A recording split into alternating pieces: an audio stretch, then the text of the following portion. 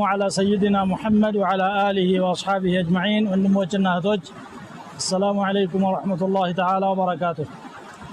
قال الله تبارك وتعالى: قل يا عبادي الذين أسرفوا على أنفسهم لا تقنطوا من رحمة الله.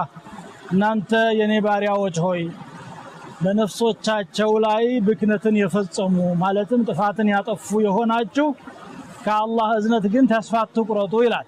ኢነላህ የግፊሩ الذنوب جميعا አላህ ወንጀሎችን ሁሉ ይምራል። ምህረት የሚከብደው ጌታ አይደለም። ኢነሁ هو الغفور الرحيم እርሱ ምህረተ ሰፊ አዛኝ የሆነ ጌታ ነው። ወአኒቡ ኢላ ረቢኩም እናንተ ደግሞ ወደ ጌታችሁ ተመለሱ። وأنيبوا إلى ربكم وأسلموا له لسم مجسطوا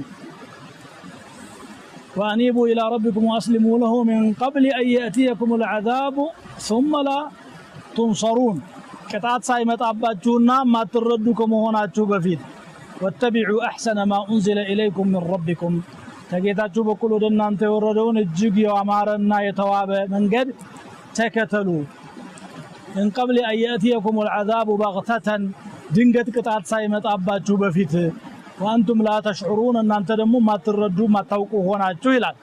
ይሄ እንግዲህ አላህ Subhanahu Wa Ta'ala ለባሪያዎቹ የዝነት በሩን እጅግ በሰፊው የከፈተ መሆኑን ምህረተ ሰፊ አዛኝ መሆኑን ነው ያስታወሰን ያለው። ለምህረቱ መዘጋጀትና ወደሱ መመለስ ለሱ ታዛዥ መሆን ሞት ሳይቀድመን በፊት ከሞት በኋላ ለሚኖረው ህይወታችን መዘጋጀት አስፈላጊ እንደሆነ ነው የሚነግረን አላህ።